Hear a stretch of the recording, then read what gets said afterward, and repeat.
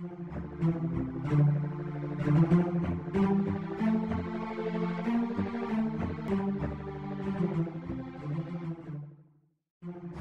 Nõukogude piirivalvekord võeti üle Eesti piirivalve poolt ja kasutati teda kuni Schengeni viisaruumiga liitumiseni. Siin on kompleksselt nii kordonihoone, saunamaja, diiselkütusel töötav elektrijaam.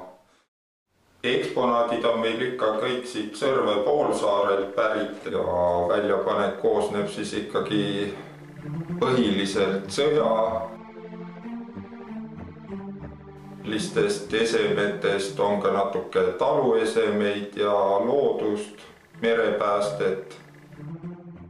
Varasemast ajast on siia jäänud 2 rannakaitse suurtüki alust Esimese maailmasõja päevilt. Ja selliste püssirohu kottidega siis see kahur tulistas, et neid pandi 2 tükki sinna kahuritorusse enne mürsku. Ja siis kahurist on järgi vändad, millega teda paika seati. Nad müüdi 22. aastal vanarauaks ja seetõttu on neist vähe säilinud. Ja see oli siis selle Esimese maailmasõja aegse kahuripatarei komandör.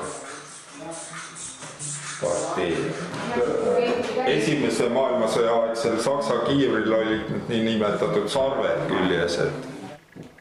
Siin on Saaremaa kohal alla kukkunud Saksa lennuki kompass. Ta on küll natuke puruks läinud, enam päris õieti ei näita.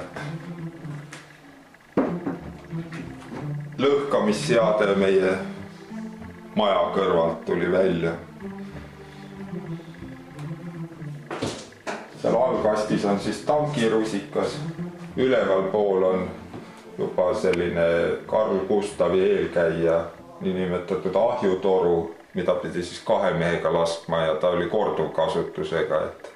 Ja loomulikult, mis sakslastele sõjas edu tagas, olid kuulipildujad, MG34-42 jäänused.